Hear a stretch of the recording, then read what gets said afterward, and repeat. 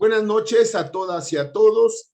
Estamos construyendo los comités de defensa de la Cuarta Transformación y el día de hoy vamos a charlar con Fabricio Mejía Madrid, un destacado escritor mexicano, intelectual mexicano y quien ha tenido muchas coincidencias con la Cuarta Transformación.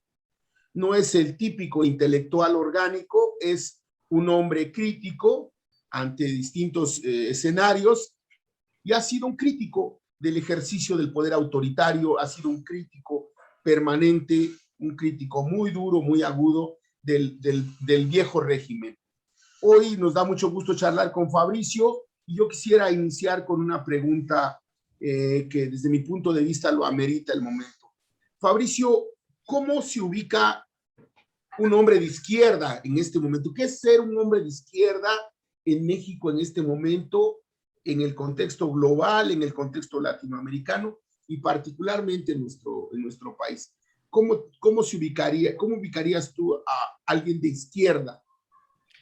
Sí, yo creo que lo principal, digamos, en este momento para la izquierda, digamos, es todas las izquierdas, por lo menos las de América Latina, son frenos al neoliberalismo, digamos. Ya no tenemos un agente externo, digamos, contra el cual contrastar nuestra actividad.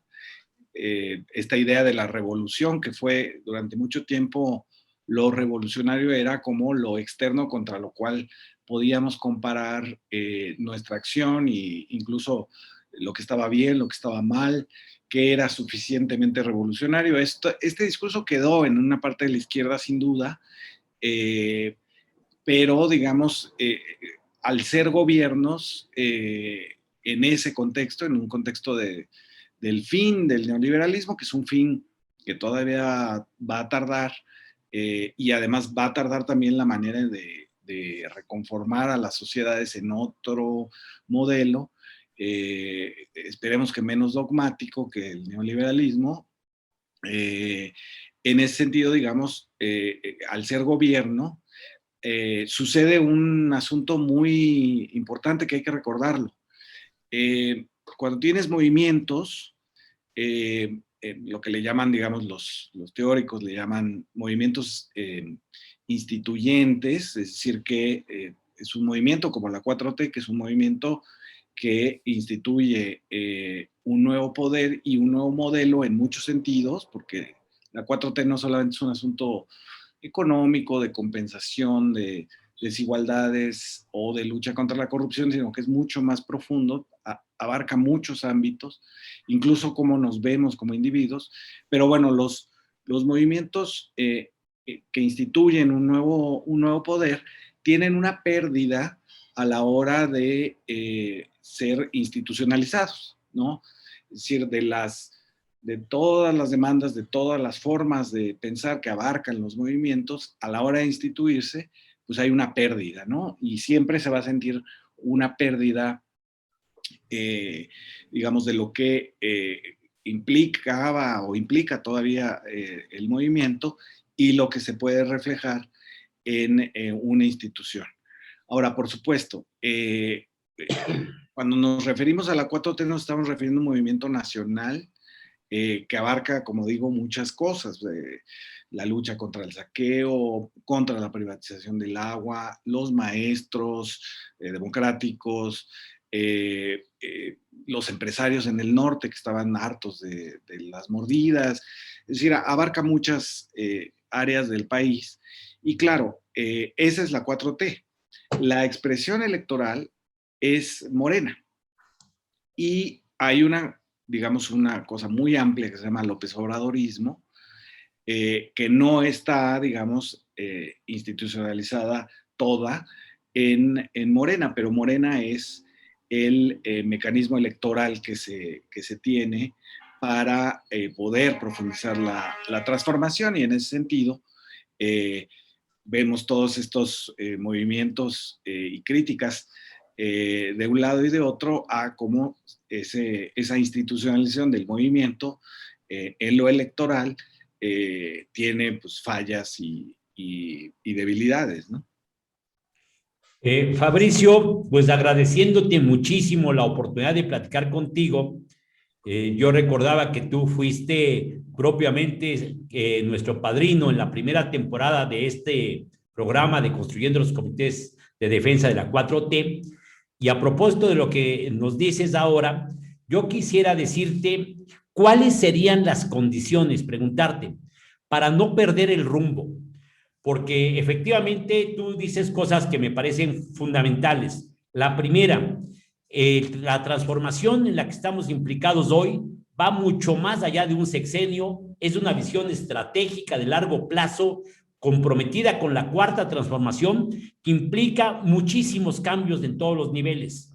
Y obviamente quizás el más importante desde mi punto de vista es la transformación en la conciencia de la sociedad para generar procesos perdurables. No estamos a expensas de un grupo elitista, de una persona, de un programa de un pequeño sector partidario, no. Estamos hablando ya en la perspectiva de transformación en nuestro tiempo, ¿sí? Sin hablar ya de los viejos antecedentes de una izquierda que era bastante caudillista o bastante partidista. Ahí estaba la responsabilidad.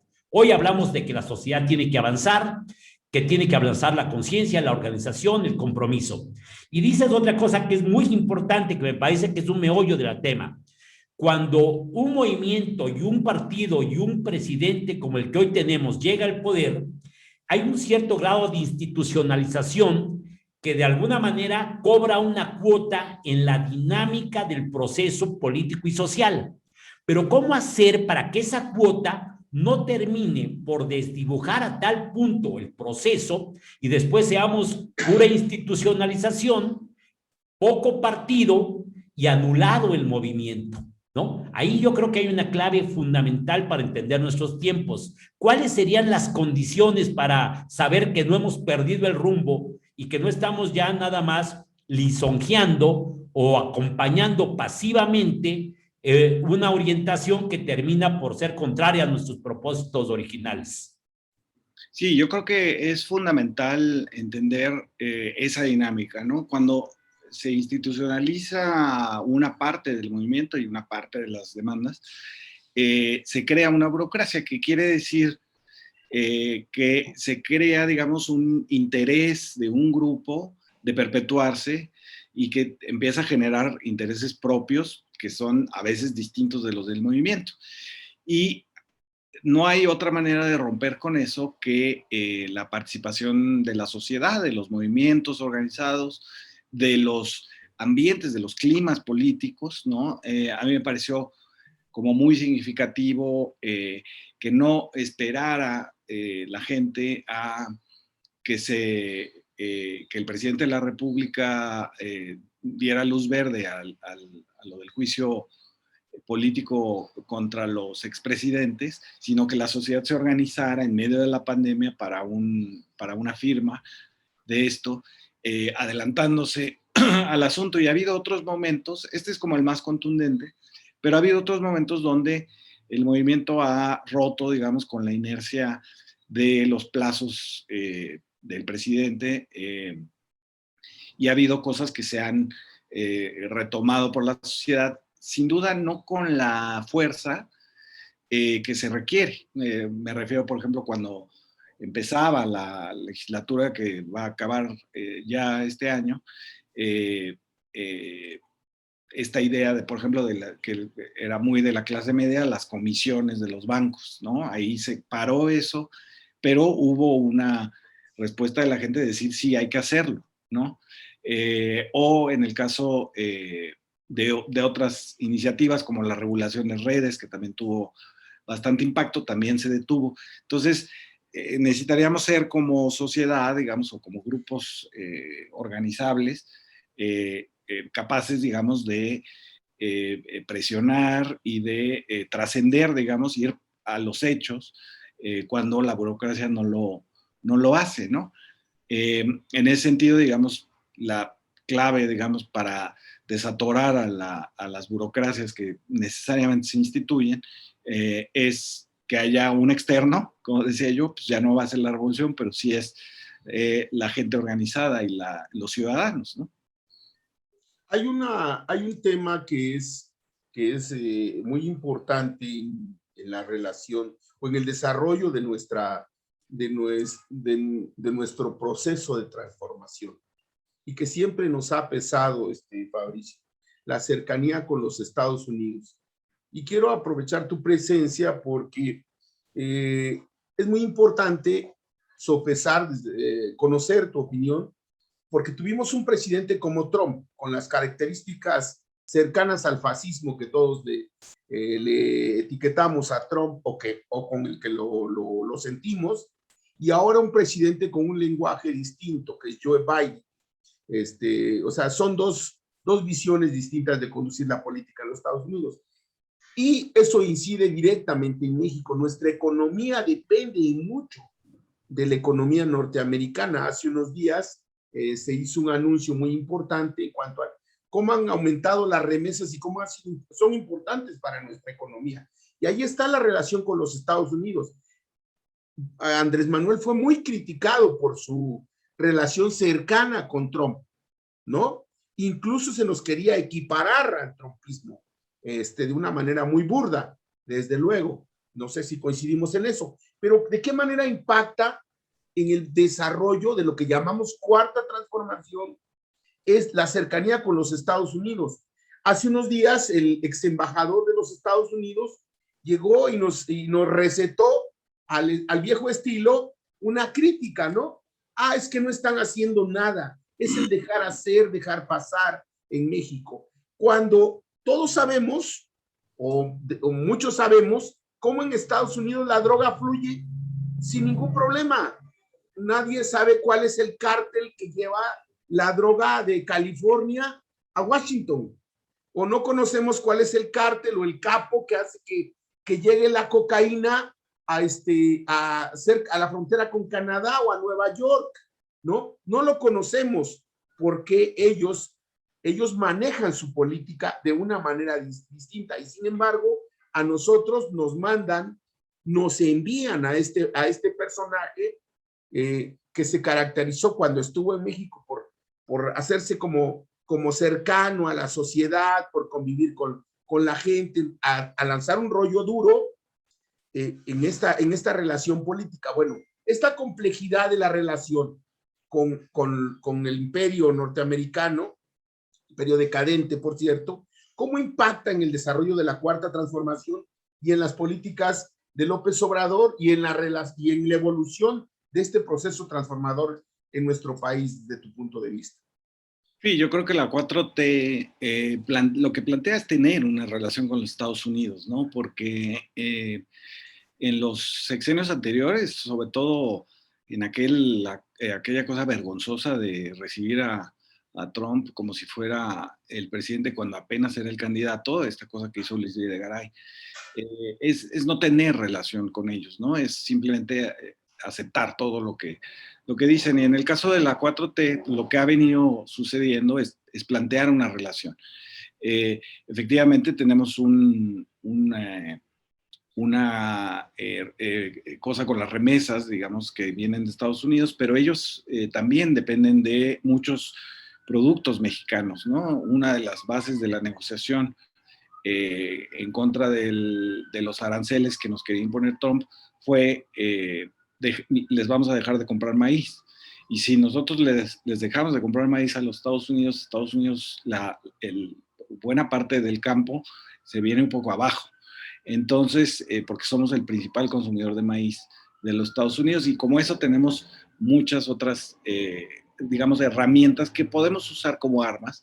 Ellos usaron las vacunas, lo dijo ayer antier, Biden, que lo van a usar como el arsenal que como se usó en la Segunda Guerra Mundial, es decir, van a usarlo para negociar con las vacunas, y México, bueno, pues tuvo la astucia de tener otras, digamos, fuentes de ingreso de vacunas con otros países, y entonces ahí, digamos, les falla un poco con México el asunto. Ahora, y está por otra parte esta idea intervencionista, que sí es tanto republicana como demócrata, ahí sí no importa quién llegue, de cobrarle a López Obrador y a México que hayamos regulado la presencia de las agencias extranjeras norteamericanas en México, de la DEA, de la CIA y del FBI, que no estaban reguladas, que es increíble que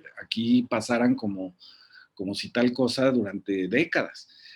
Ahora se ha regulado esto, y por supuesto se ha insistido mucho en este discurso presidencial de las causas de la migración, de las causas del narcotráfico, de las causas. No necesariamente lo entienden los norteamericanos, porque efectivamente, como dices, Flavio, ahí hay otra cosa.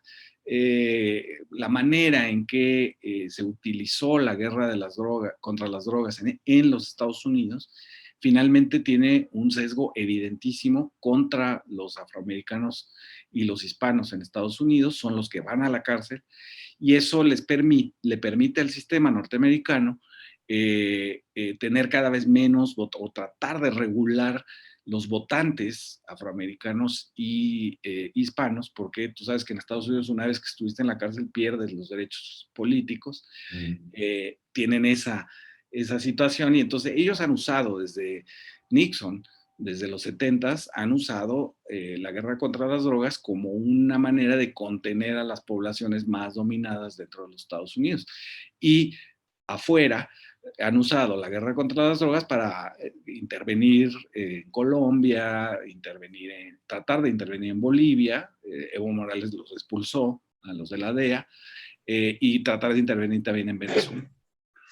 Entonces, quieren usar eso con México, pero la respuesta del presidente es: nosotros estamos viendo las causas, y ahí está la Guardia Nacional, y hay una fiscalía autónoma, y entonces, bueno, pues no es tan fácil como traer un comando de focas, ¿no? A detener narcotraficantes. Eso no sirve de nada, lo demostró todo el sexenio de Calderón, que, bueno, además era parte de un cártel. Pero esta idea de que si descabezas a un cártel, el cártel desaparece, pues es un absurdo, y nunca ha funcionado de tal manera, ¿no? Fabricio, yo quisiera regresar al ámbito nacional con el siguiente razonamiento. Mira, creo que tú dices una cuestión que para nosotros ha sido casi una norma de comportamiento. De ahí la idea de la construcción de los comités de defensa de la Cuarta Transformación. Es decir, para nosotros los comités de defensa son la sociedad organizada, la sociedad demandante de sus derechos, la sociedad participando en la construcción de la democracia participativa como un elemento de garantía para que tenga continuidad el objetivo de alcanzar la Cuarta Transformación. Y aquí mencionas, eso quiero decir, es un punto común con lo que tú has dicho y lo que nosotros intentamos impulsar. Y aquí tú mencionas un ejemplo que, por cierto, nos tocó ser a nosotros partícipes. Es esto del conjuntar las firmas para llevar a juicio a los expresidentes. Se puede decir que en el ámbito político, social y partidario social hubo dos núcleos que se comprometieron a fondo en esto. Uno de ellos fuimos nosotros, ¿no? De andar conjuntando firmas por todo el país, y fue parte de una de las primeras tareas de los comités de defensa de la Cuarta Transformación. Pero aquí viene una pregunta que me parece que esencialmente tengamos respuestas adecuadas para ver cómo avanzamos. La cuestión es la siguiente. Nosotros observamos a nivel internacional y a nivel nacional que las garantías para poder continuar en procesos verdaderamente trascendentes es la sociedad organizada, demandante, bien informada, articulada, con iniciativas. Esa es una condición básica para que se avance en un objetivo tan importante como la transformación en cada país y en México en torno a la cuarta transformación. Pero cuando vemos la historia, por ejemplo, en México, yo he expuesto en algunos momentos que el ejemplo más nítido que quizás tengamos es la experiencia del gobierno del general Lázaro Cárdenas, en la cual hubo un gran proyecto de una gran magnitud, con una gran trascendencia y con parámetros históricos de desarrollo. Y sin embargo, fuimos derrotados. ¿Por qué? Bueno, pues formalmente porque después de Lázaro Cárdenas, pues vino Ávila Camacho y después del acabose Miguel Alemán. Pero ¿por qué no se había preparado la condición para que la sociedad acompañara? Y vemos que sí se intentó. Es el momento de las grandes organizaciones de masa. Surge la CTM, surge la CNC, surge la CNOP. Es decir, hay un movimiento articulado, organizado, impulsado desde abajo y desde arriba. Pero surge también el corporativismo clientelar. Surge también el presidencialismo, que cierra el paso al maximato, pero abre otra figura que en ese momento parecía muy adecuada, pero que termina por ser el veneno de los procesos siguientes. Porque las organizaciones sociales que surgen siendo poderosas en su número y en sus movilizaciones, estaban castradas porque eran organizaciones que dependían del señor presidente. Y yo he señalado que cuando el señor presidente era el general Lázaro Cárdenas, pues qué bueno, pero cuando llegó a Miguel Alemán, se arruinó la vida. ¿Y qué quiere decir? ¿A dónde quiero llegar? Que en este momento en México, sí es cierto que hay algunos atisbos de iniciativas sociales y de iniciativas desde la ciudadanía, pero para mi gusto son muy insuficientes para poder tener una alternativa de organización política social desde la sociedad que impulse la transformación a futuro. Y luego, si vemos el partido, pues Morena, pues hay muchas críticas y muy severas que hemos hecho, porque es una estructura que no está respondiendo ni siquiera a la consecuencia con su propia declaración, con sus propios principios. Entonces, yo creo, haciendo un diagnóstico, que estamos en un camino muy complicado. ¿Cómo hacer, Fabricio?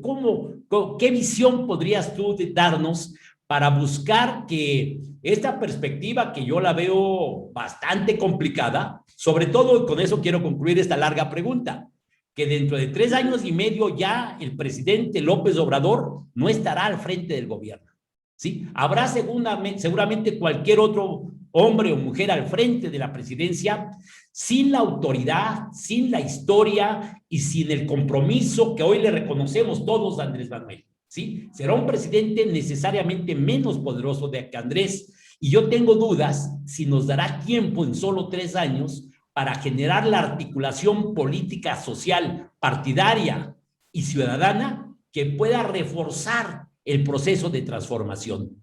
Está difícil el problema, pero por eso me interesa que tú nos ayudes a resolverlo o a intentar, ¿no? Sí, el asunto es efectivamente, como dices, cuando se forma la base social del cardenismo, es una base social que está adentro del partido, ¿no?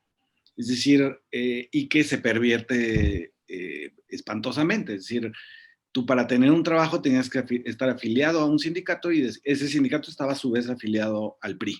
Uh-huh. Y eso pervirtió no solamente las organizaciones, sino también su capacidad para proponer, para actuar en la vida política, incluso en la vida sindical, ¿no? Ahorita tienes esta revisión de los contratos colectivos y es espeluznante que 1 millón de contratos colectivos en el país nadie los haya revisado en décadas, porque no hay sindicatos, o son sindicatos blancos, ¿no? Y eso es una herencia, digamos, del Estado partido que surge en los 40s. El asunto ahora es si deberían los movimientos y las organizaciones ser parte del partido Morena o no. Y si, por otra parte, en el ámbito electoral, mi pregunta sería si necesariamente tus alianzas tienen que ser hacia el interior, es decir, esta idea de meter priistas, expanistas, etcétera, si esa alianza no tendría que ser posterior y no adentro del partido, ¿no?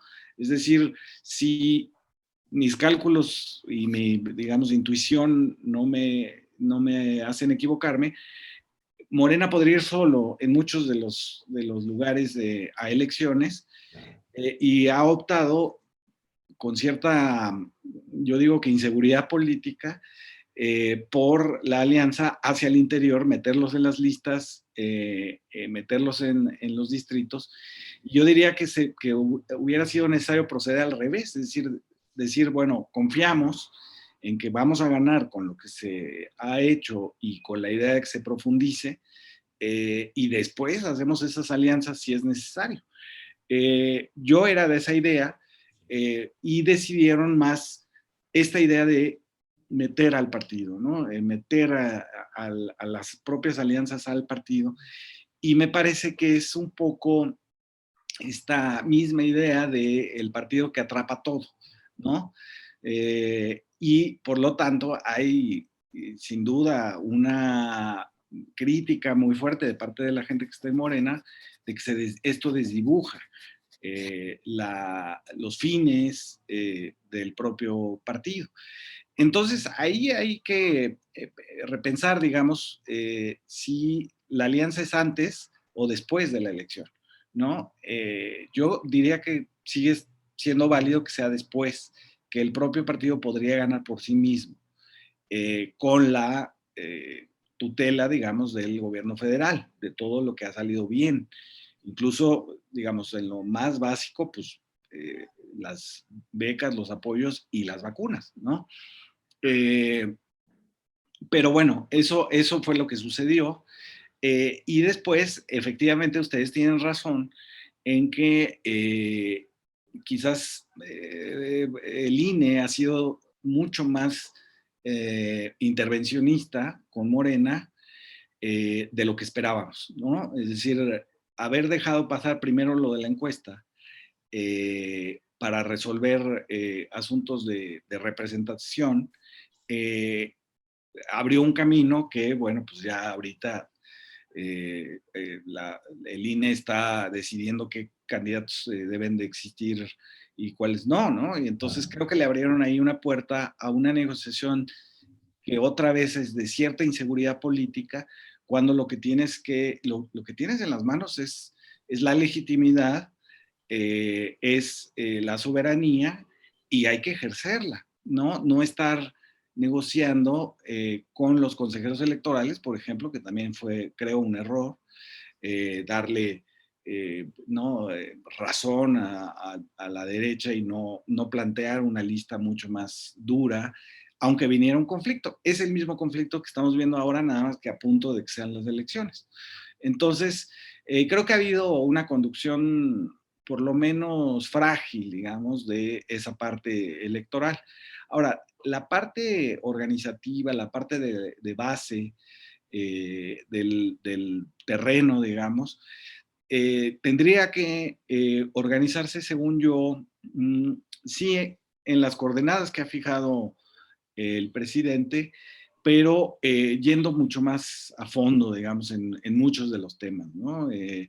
No esperar, digamos, a estos cálculos o, por ejemplo, a la fiscalía, ¿no? Que tiene todos estos procedimientos y que espera denuncias con todas las pruebas para poder, para no caer, digamos, en una persecución.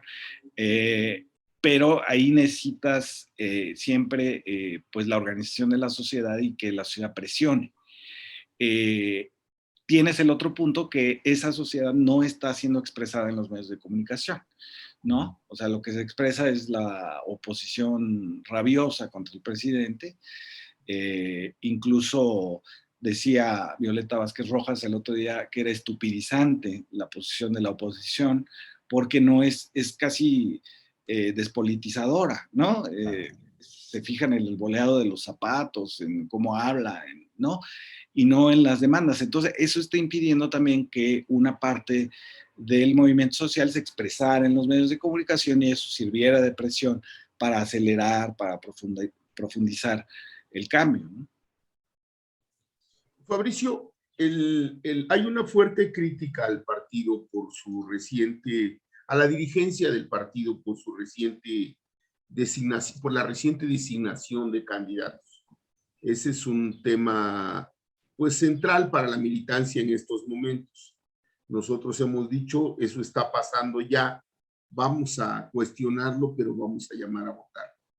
En este proceso transformador donde vimos que Andrés Manuel, al convocar al voto parejo, al voto no dividido, cuando la elección presidencial, logró anticipar la posibilidad, se anticipó a la posibilidad de que desde el Congreso le cerraran el paso a sus políticas e incluso le dieran un golpe de Estado, como sucedió en otros países, desde el Congreso de la Unión, en este caso, en el caso mexicano. Andrés logró, por un lado, cerrarle el paso allá a la oposición al tener una mayoría en el Congreso de la Unión. Entonces, ¿qué tan importante desde tu punto de vista es para el proceso transformador el que el Congreso de la Unión sea un Congreso mayoritariamente López Obradorista, por un lado? Pero qué tan importante es que tengamos cada vez más un Congreso crítico, cada vez un Congreso más crítico hacia las políticas presidenciales, y qué tan importante es que también el Congreso sea más crítico hacia las instituciones, porque también podemos estar en el riesgo de repetir el esquema del partido de Estado. Hay que decirlo con todas sus letras. O sea, no se trata de refundar al PRI, no se trata de un nuevo PRI, no se trata de incorporar a los distintos sectores para que todos hegemónicamente digamos, sí, señor presidente, la hora que usted dicte, señor presidente. ¿Cuál es tu idea al respecto? Sí, yo creo que ahí hay, en lo que dices, hay dos ideas fundamentales. Una es, como hayan quedado las listas, hay que votar en bloque, digamos, ¿no? Por Morena, de tal manera, digamos, que esta argucia del Tribunal Electoral de tratar de sopesar la sobrerepresentación en el Congreso, de no más del 8%, se caiga, digamos, por la cantidad de votos que hay que respaldan a esa mayoría. Aquí, en ese caso, digamos, de los vericuetos se está disputando desde ahorita la mayoría, ¿no? El tribunal aprueba esta cosa de la sobrerepresentación, que idealmente es válida, pero no es constitucional, porque estamos a menos de 90 días de la elección y no se pueden hacer esos cambios. Pero bueno, han violado la Constitución los del tribunal, pero bueno, han impuesto esta idea de la sobrerepresentación. Por su lado, Morena ha respondido bajando o tratando de bajar el porcentaje de los partidos para obtener su registro, de tal manera que se pudiera conformar la mayoría con los partidos chicos, aliados. Y ya en el colmo de las chicanas, pues bueno, ayer Xóchitl Gálvez se cambia al PRD, del PAN al PRD, para evitar que haya un nuevo periodo extraordinario y entonces aprobar esta nueva medida que protegería a una mayoría. Entonces la disputa es por la mayoría. Y ahí, un poco en la misma idea de lo que decíamos antes, ahí los que tenemos que responder somos los ciudadanos. Es decir, todo esto es legaloide y son las reglas y quién las decide y para qué las deciden en este momento, pero lo que tenemos que hacer es contundentes y darle una mayoría calificada, de ser posible, a Morena, votando por todo. Que va a haber, o hay en las listas, Lili Telles, pues sí, puede ser, no serán los más, que se pasen al bando contrario en un afán de tener un futuro político, ¿no? Como el caso de Lili Telles y evidentemente el caso de el actor que está a cargo de la Comisión de Cultura, ¿no? Mayer. Sí, me parece que eso pues, habrá necesariamente, pero no tendríamos que empezar a pensar en dividirlo, el voto o esparcirlo dependiendo de si nos gusta o no nos gusta. Aquí lo que es importante entender es que si no hay mayoría no se puede profundizar la cuarta transformación y que incluso se podrían echar para atrás varias cosas. En infraestructura, en programas sociales, etcétera, tendría la oposición la posibilidad, o es a lo que están jugando junto con el INE, de tener la mayoría, ¿no? de Morena. Y entonces ahí lo que tenemos que hacer es votar todo Morena. Ahora, en el caso ya de esa mayoría, claro, no tiene que ser una mayoría más crítica, sí, más analítica también, y profundizar en donde se tiene que profundizar, ¿no? Es decir, finalmente la 4T es digamos, un clima, un ambiente propicio para la justicia. En muchos ámbitos, digamos, la justicia social, la justicia, la de los abogados y los jueces y los ministerios públicos, pero también la justicia en términos de todas las iniquidades que hay en el país, ¿no? Desde las raciales, las de género, las de clase social, las de regiones del país, las de edad. Es decir, lo que ha abierto la 4T es exhibir, digamos, pues un país muy inequitativo, muy desigual en muchísimos campos. Y lo que hay que hacer, además de denunciarlo y de presentarlo y mostrarlo, es resolverlo, ¿no? Y entonces, bueno, pues eso sí es efectivamente una tarea que nos va a llevar 3 o 4 décadas. Y en ese sentido, no solamente hay que darle mayoría, como en esta coyuntura, a Morena, sino también darle espacio dentro de Morena a la reflexión, al análisis, a la propuesta, que era un poco lo que se planteaba con el Instituto de Formación Política, que pues, ha quedado un poco de lado en función de la urgencia de ganar elecciones. Fabricio, fíjate que es difícil o fácil, no sé, platicar contigo porque prácticamente vamos coincidiendo en todo. Es la misma visión del perfil de izquierda de Morena, lo que nos unifica, más allá de que no somos parte de ningún clan de poder ni nada por el estilo, sino es muchos elementos que nos unifican. Por ejemplo, cuando tú dices, es que lo más importante en el partido es reafirmar un perfil de izquierda, una visión ideológica, una ruta, y después, complementariamente, quizás aceptar candidatos de origen PRI-PAN, pero era el momento de reforzar un perfil más definido del partido. Yo digo, eso nunca yo lo había platicado contigo, creo que ni siquiera lo hemos explicitado, pero es exactamente esa la visión que nosotros teníamos, ¿no? Era el momento de cohesionar al partido y porque además hay una cosa muy razonable que tú dices y que creo que es comprobable. El partido no ha cumplido con su función adecuadamente, pero el andresmanuelismo, la sociedad, el movimiento, está acompañando de manera que se quiere hasta desorganizada, pero está acompañando este proceso. Por lo tanto, yo estoy seguro que muchos candidatos que fueran emergidos de este proceso y de este movimiento iban a ganar, al margen de que no tuvieran dinero, de que no fueran precandidatos de una carrera profesional como políticos, que no fueran los grandes nombres de cada estado, de esos que han gobernado siempre. Al contrario, era el momento de emerger de muchísimos cuadros políticos que han estado en la línea de refriega y en la lucha por una sociedad mejor. No fue así en muchos casos, pero estamos de acuerdo totalmente en otra afirmación. Es el momento de votar por Morena sin lugar a duda.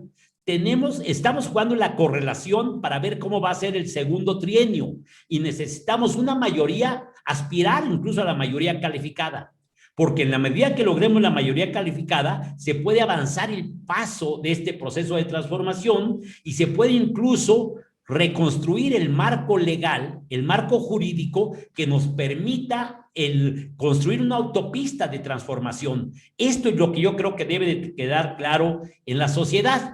Pero ahora, estando de acuerdo en ese camino, tenemos una serie de problemas, ¿no? El primer problema que me parece importante es que una vez pasado el proceso electoral, ¿cómo hacer para que esta cierta intromisión, dijéramos, en el marco partidario de muchos perfiles panistas y priistas que ayer todavía estaban en ese caso, y lo digo literalmente, por ejemplo, el candidato a presidente municipal de San Luis Potosí juega dentro del PAN todavía un discurso totalmente de derecha, totalmente del grupo Frena, podría haber sido un ideólogo de Frena. Hoy es nuestro candidato para la capital de San Luis Potosí.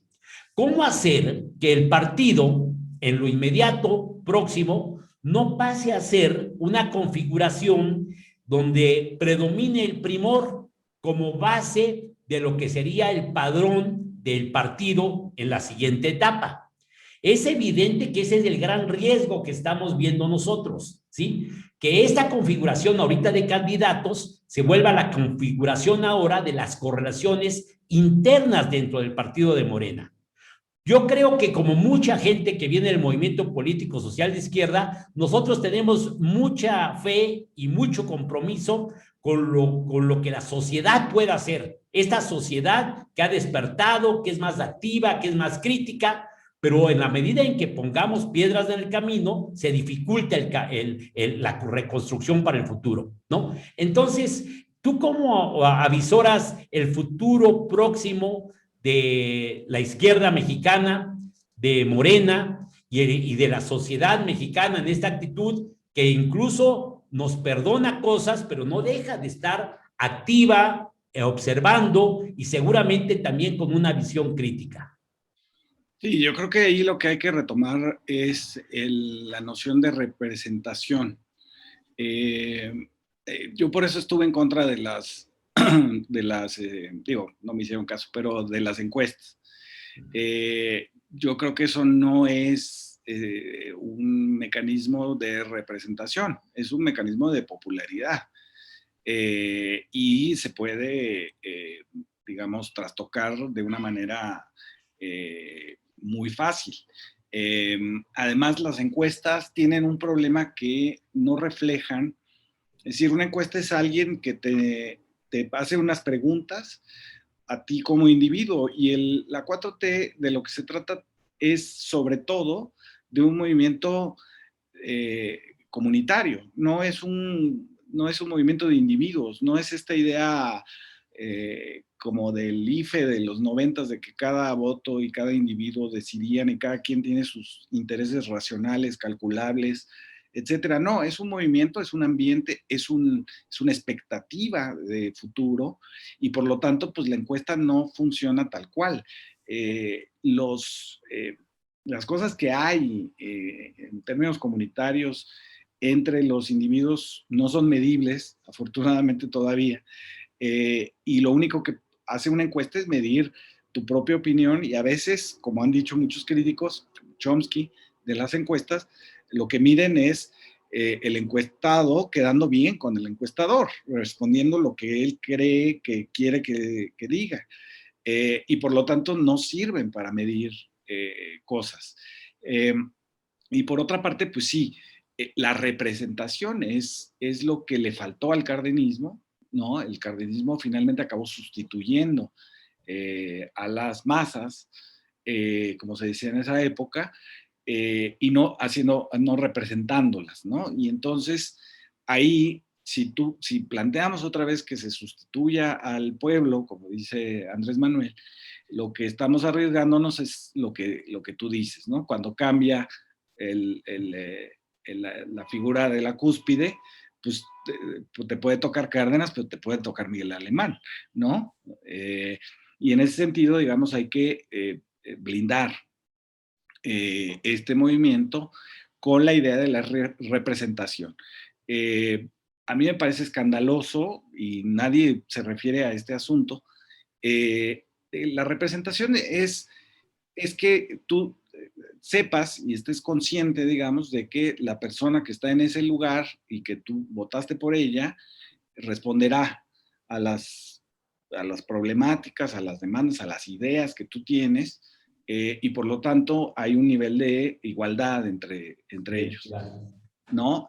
Hay una tendencia que deberíamos de combatir por ejemplo, lo que yo llamo la credencialización de la política, ¿no? Que es criticable a alguien que no tiene doctorado, ¿no? O un diputado que no es abogado. Eso no es representación, eso es otra cosa, eso es meritocracia, eso es que si tienes un papelito eres mejor que la ama de casa, que la maestra de escuela. No, por supuesto que no, en política eso no cuenta. Lo que cuenta es la representación, no las credenciales académicas, no esta idea de que eres mejor porque tienes una educación superior en una universidad prestigiada. Eso no debería de estar, y deberíamos de combatirlo. Y la otra idea es lo de los políticos profesionales, ¿no? Que porque fulano de tal ya fue alcalde o tiene una fuerza entre grupos de las cámaras de comercio del Estado, entonces merece ser más que un dueño de una tienda de abarrotes ser candidato. No, ese no es el esquema democrático. El esquema democrático es que la representación tiene que estar pegada a quien vota. Y los que votamos somos gente común y corriente, que no somos parte de la élite que ha gobernado este país durante tantos años, ¿no? Una de las cosas que a mí me hicieron renunciar al constituyente, además de la privatización del agua, fue lo platicaba yo con Damián Alcázar, ¿no? Llegábamos al salón de sesiones y claramente se notaba los que no éramos de la élite y los que sí eran de la élite. Todos se conocían, se saludaban, se preguntaban por sus hijos, etcétera. Y esto incluye a gente del PRD y algunos ahí de Morena también, con los del PRI y los del PAN, que tenían todos los años y que son los mismos que ahora son los candidatos a la Cámara de Diputados y de Senadores de parte del PRIAN, ¿no? Ahí está Santiago Krill otra vez, ahí está toda esta gente tan nefasta, ¿no? Fabricio, hay efectivamente lo que tú comentas es muy relevante. En una ocasión tuve la oportunidad de estar en un Congreso Latinoamericano de Ciencias Sociales y en la intervención de un destacado dirigente de Podemos, él reconocía que el hecho de la tómbola, que el incluir la tómbola como un mecanismo de acceso a las cámaras de diputados locales y federal, era la posibilidad de que la base del partido estuviera representada y que ir desplazando de alguna manera a los políticos profesionales que todo el tiempo son el eterno diputado local, diputado federal, senador y candidato a gobernador en automático. Es el boleto, se dice, ¿no? El Senado a las gubernaturas. Efectivamente, pero en esta ocasión hasta eso se pervirtió, porque ahora usamos a la tómbola en Morena, perdón que me incluya, o sea, lo usó la Comisión de Elecciones a la tómbola, nada más de puro adorno, de puro florero. Coartada. O sea, de coartada fue. De coartada, pues, porque a los que salieron en la tómbola no van a ser los diputados. Se reservaron determinado número de lugares para que esos se rellenaran con los que se consideraban. Digo, estuvo realmente fuerte. Entonces coincidimos en ese sentido también contigo. Ok, no se trata de la popularidad, ¿no? Tuve la oportunidad de participar como aspirante a la Secretaría General y yo lo decía en todo momento, esto parece un concurso para elegir a la reina de la primavera. No parece una posibilidad de selección de un aspirante a dirigente de un partido tan importante como Morena. Y pero además bueno, se privilegia a la élite que ha estado muchísimas décadas porque tienen contactos con los medios.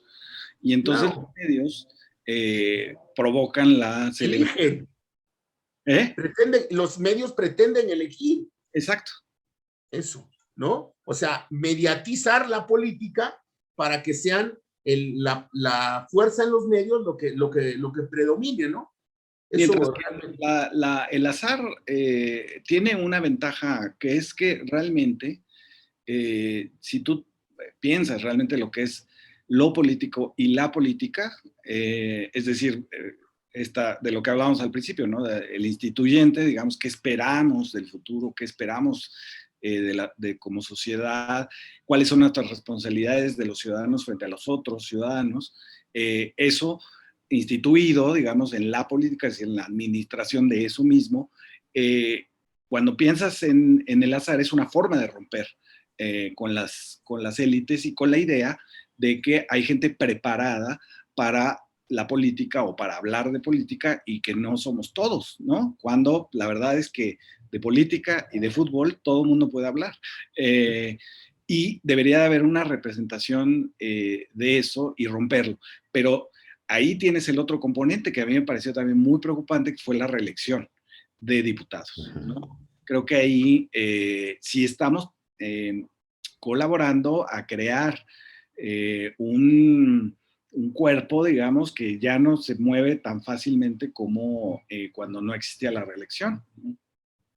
Sí. Fabricio, hay un tema, perdón, hay un tema que me gustaría que abordaras, o conocer tu perspectiva, porque ha sido todo un debate en estos momentos de la Cuarta Transformación. Y me refiero a la relación de la Cuarta Transformación con los intelectuales. Y me refiero a la Cuarta Transformación y la cultura. Se ha criticado mucho, ha sido uno de los flancos, digamos, en los cuales más se ha criticado al gobierno de López Obrador. ¿Cómo ves la relación de los intelectuales con la Cuarta Transformación o con el presidente? ¿Cómo ves la relación de la Cuarta Transformación con la gente que se mueve en el mundo de la cultura? ¿Cuál es tu opinión? Yo creo que una de las cosas que más profundas, pero que solo está como indicada, digamos, es un indicio de lo que podría ser la 4T en el ámbito de la cultura, es esta idea de desplazar el reconocimiento y el interés, la atención del Estado, que no es mucha, digamos, presupuestalmente, pero bueno, es algo, desplazarla hacia sectores que no se consideran normalmente como artistas, ¿no? Las bandas de los pueblos, la artesanía, esta insistencia en que reciban dinero cuando les roban ideas o diseños a los artesanos en Europa, los grandes diseñadores de moda, la recuperación de las piezas arqueológicas, es decir, esta idea de que el centro de la atención cultural no sean los grupos en torno a Nexos, Letras Libres, el Colegio de México, el ITAM, la UNAM, etcétera, sino hacia otro tipo de expresiones culturales. Me parece que la idea es realmente muy radical y que tiene muy molestos a los que han gozado no solamente de estas prebendas ya prácticamente grotescas de las que gozaban Nexos y Letras Libres, sino de otra clase media que se dedica a pensar, que se dedica a escribir, que se dedica a pintar, etcétera. Una clase media que no se incluye en un proceso de transformación, digamos, desinteresadamente, sino que esperan algo, ¿no? Esperan financiamiento para sus películas, financiamiento para que las bibliotecas compraran sus libros, etc.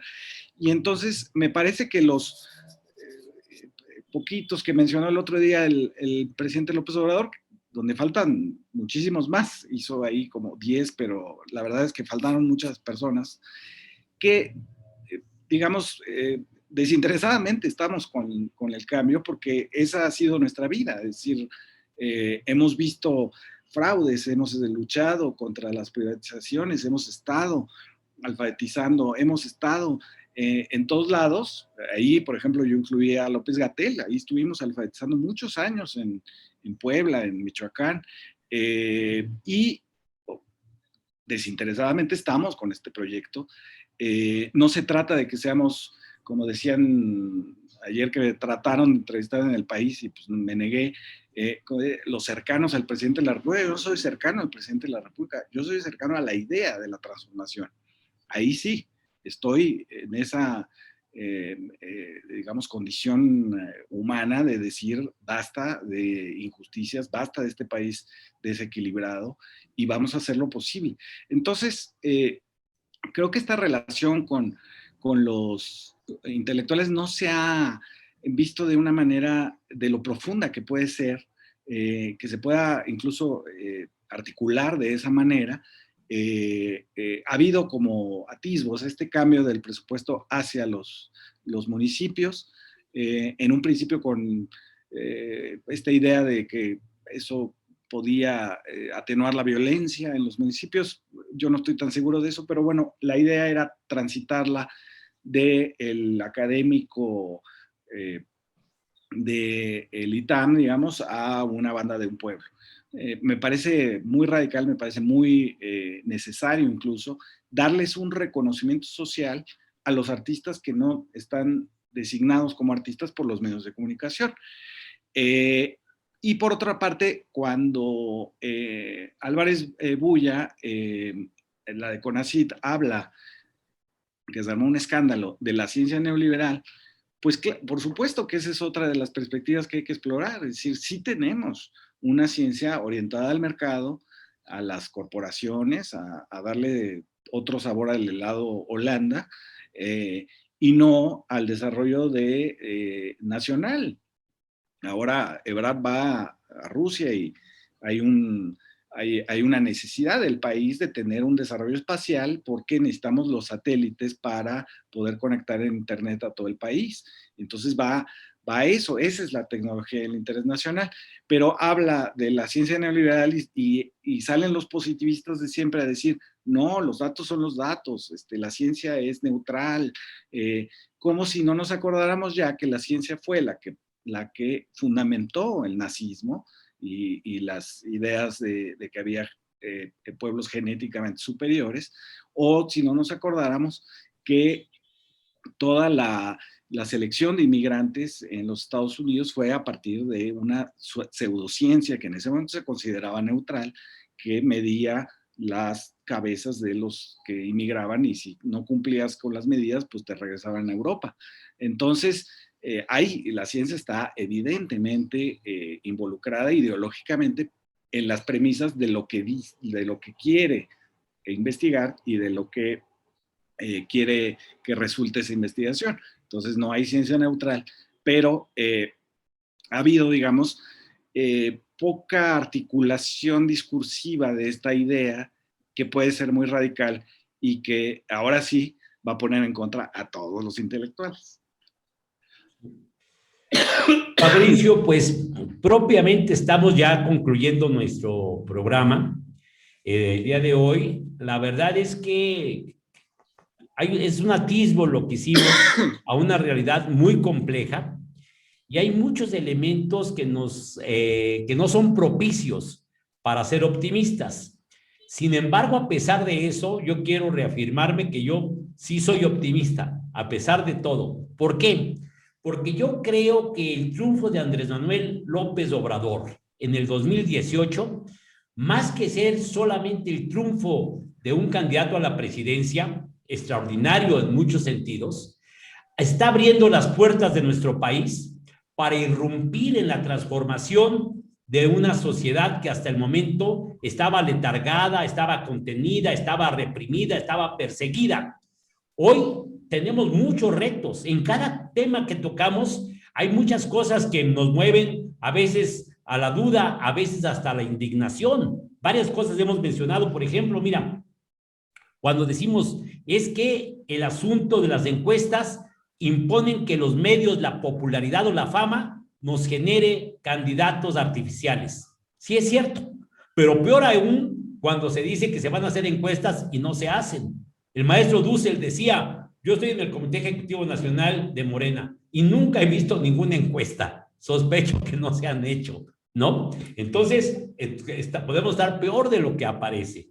Luego, cuando vemos que los jueces se entrometen y nos imponen formas para generar nuestros mandos partidarios, algo absurdo, ¿sí? Una encuesta a población abierta decidió quién era el presidente y la secretaria del partido. Absurdo, pero también es obvio que ese proceso de judicialización, muchos vemos que se hizo con un cierto compromiso con los órganos externos. Es muy difícil que se haga eso y que se determine cómo hacerlo, favoreciendo a la parte que judicializa. Y fíjense nada más, nos imponen que cambiemos presidente y secretario por encuesta. Y semanas después, yo creo que alguien se dio cuenta que también la Comisión de Honestidad y Justicia estorbaba, entonces hay un acuerdo nuevo para que se cambie la Comisión de Honestidad y Justicia. Es decir, traje a la medida.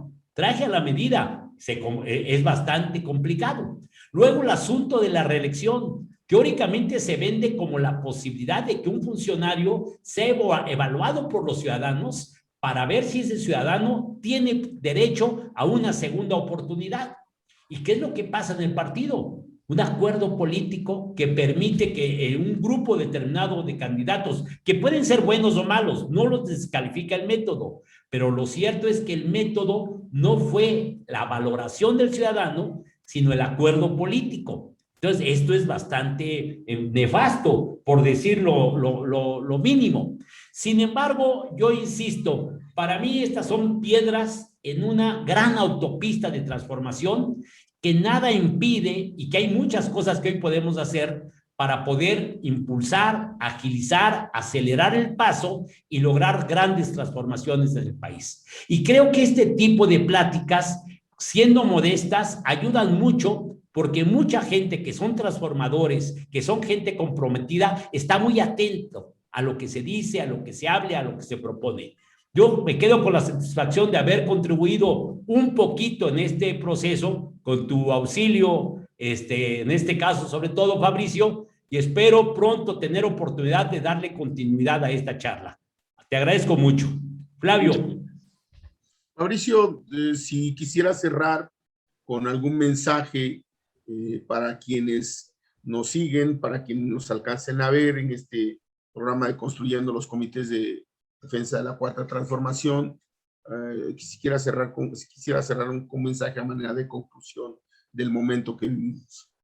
Sí, esta coyuntura es fundamental. Yo diría que hay que llamar a la gente a votar para lograr la mayoría calificada. Así de simple. Es decir, no solamente queremos la mayoría calificada, ¿no? Para poder profundizar la 4T. Creo que hay que hacerlo como lo hacían al principio de la Revolución Cubana, cuando querían cortar no sé cuántos millones de cañas, ¿no? Hacer una canción y todo para decir queremos el 70% del Congreso, no hay de otra, ¿no? Si queremos profundizar, no es tiempo de negociar, no es tiempo de dudar, no es tiempo de la inseguridad política, de no vamos a ganar, ¿no? Hay que ir con todo, echados para adelante y enfrentando, digamos, esta especie de golpe de Estado judicial que se ha intentado contra la mayoría en la Cámara de Diputados. Pues muchas gracias a Fabricio Mejía, Madrid, muchas gracias a quienes nos siguen esta noche. Nos vemos el próximo sábado a las 8 de la noche en Construyendo los Comités de Defensa de la Cuarta Transformación. Muchas gracias, José Antonio Rueda. Y solamente recordarles que a continuación, como todas las semanas, tendremos el espacio de nuestro amigo y admirado maestro Armando Bartra en su participación cotidiana. Gracias. Gracias a ustedes, José Antonio, Flavio. Gracias.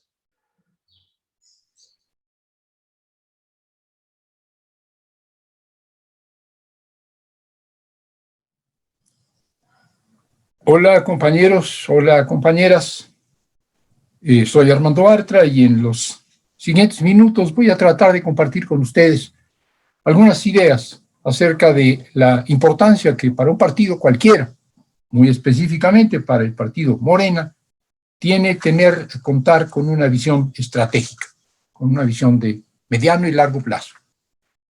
Tener, pues, una visión de lo que en el mediano y el largo plazo queremos que sea la cuarta transformación.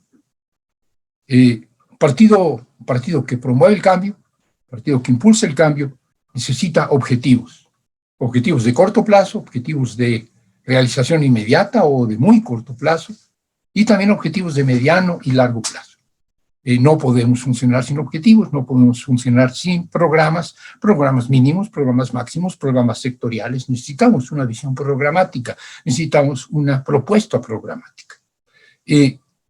Morena ha construido su propuesta programática a lo largo de los años, 15 años ya, quizás, algunos pensarán que unos años más, unos años menos, pero desde que nos iniciamos como un movimiento en Morena, hemos ido construyendo una plataforma programática, hemos ido diseñando un proyecto alternativo de país, por ejemplo.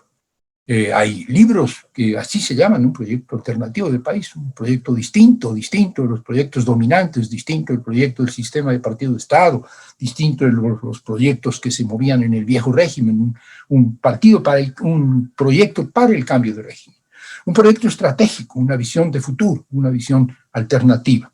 Y también, naturalmente, en la medida en que Morena fue participando en campañas electorales, primero me refiero a las campañas electorales de carácter nacional, pero también a las estatales y a las locales y a las legislativas. En la medida en que Morena fue participando en campañas electorales, fue definiendo también programas de gobierno para 6 años, cuando se trata de un puesto en el Ejecutivo, o de menos años, cuando se trata, por ejemplo, de la Cámara de Diputados. Proyectos sexenales o proyectos de un trienio. Pero estos proyectos de sexenio, proyectos de corto o mediano plazo, no eliminan la necesidad de tener una visión estratégica, de tener una visión de futuro. Ciertamente, cuando hay elecciones, nos concentramos en el mediano plazo o en el corto plazo. Cuando hay elecciones, nos comprometemos con difundir, explicar y convencer de nuestro programa de gobierno o de nuestra plataforma legislativa, si se trata de un cargo de diputado o de un cargo de senador. Sin embargo, esto lleva a olvidar o a relegar o dejar en un segundo plano la visión estratégica, la visión del mediano y del largo plazo. Y esto nos ha sucedido y nos está sucediendo de manera, creo yo, extremadamente grave. Piensen ustedes por un momento. Cuando empezamos a trabajar con mucha energía para la elección de 2018, para ganar esa elección de 2018, lo que todos en Morena hicieron fue impulsar y convencer y argumentar y explicar cuál era el proyecto de la Cuarta Transformación para el sexenio cuyo gobierno estábamos disputando. Lo que estábamos tratando de explicar es qué es lo que se iba a hacer en los siguientes 6 años si ganábamos esa elección. El proyecto de la Cuarta Transformación en sus primeros 6 años, en su primer sexenio. Y ese era el centro de la cuestión. Y ganamos, se ganó la elección. El 1 de julio se celebró el triunfo de la elección y empezó el gobierno de la Cuarta Transformación. Y todos estamos muy claros, o si no lo estamos, debiéramos estarlo, porque se difunde un día tras otro y además se va construyendo paulatinamente de cuál es el proyecto de la Cuarta Transformación para estos 6 años, para los 6 años cuya primera mitad ya casi está terminando. Nos faltan un poco más de la mitad de este sexenio y sabemos cuál es el rumbo, porque una y otra vez el presidente de la República lo ha explicado, el proyecto sexenal de la Cuarta Transformación. Pero uno se pregunta, ¿y cuál es el proyecto de la Cuarta Transformación más allá del sexenio? ¿Es que no hay futuro más allá del sexenio? ¿Es que no hay futuro más allá del de López Obrador? ¿Es que no hay futuro de Morena y no hay proyecto de Morena y no hay visión estratégica de Morena más allá del tiempo de este sexenio? Sin duda, todos pensamos que sí, todos creemos que debe haber un proyecto más visionario, de mayor plazo, pero sin embargo no estamos discutiendo, no estamos trabajando este proyecto.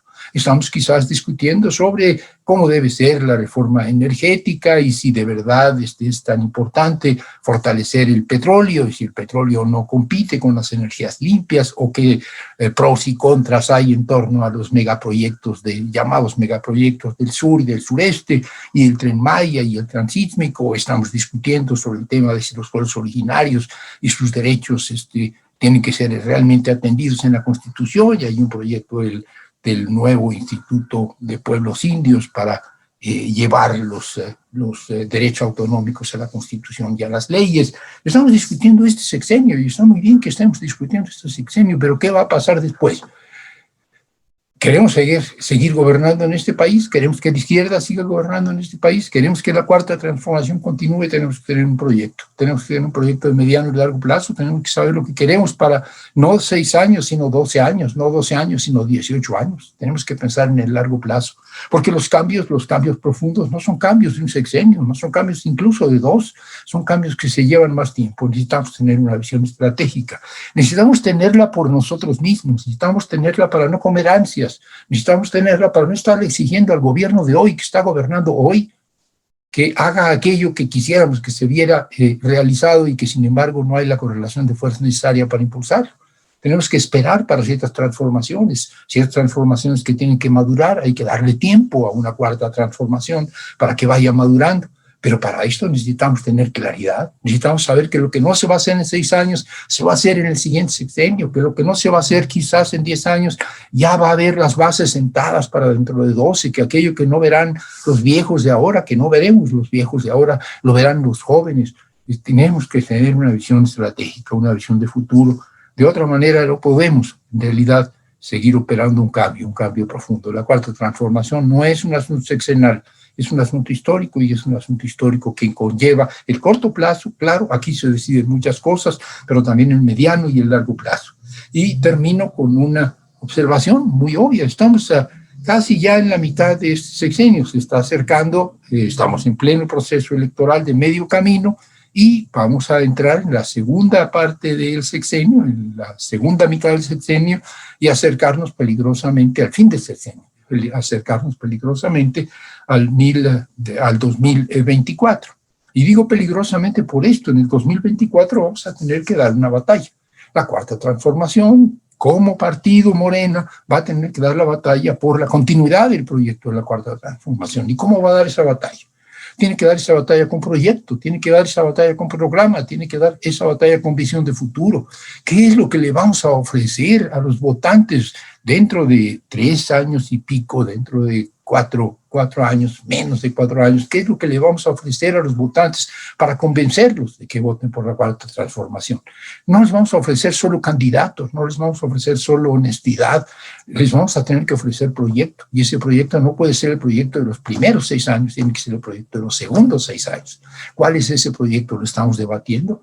A veces decimos, oigan, ya este gobierno tendría que hacer una reforma fiscal, y no ha hecho todavía una reforma fiscal. Bueno, quizás las condiciones y la correlación de fuerzas para una reforma fiscal radical, plena, completa, no estén hechas, pero habrá condiciones para plantear una reforma fiscal en un futuro un poquito más distante, o una reforma fiscal más decidida y más radical. Hay una serie de cambios que hoy nos están haciendo, quizá porque no hay las condiciones todavía. Tenemos que estar claros de cuándo y cómo estos cambios se van a hacer. Necesitamos una visión de futuro.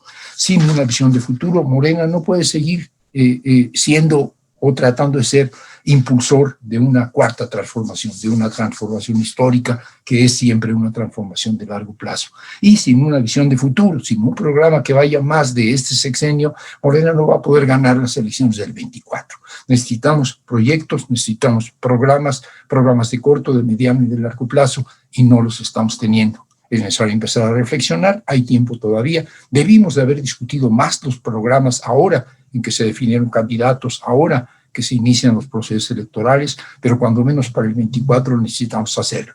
Morena necesita, repito, una visión de largo y mediano plazo, necesita una visión de futuro, necesita ir más allá del sexenio. Morena necesita impulsar, pues, este proyecto transeccional, y para esto tiene tiempo, pero hay que empezar desde ahora.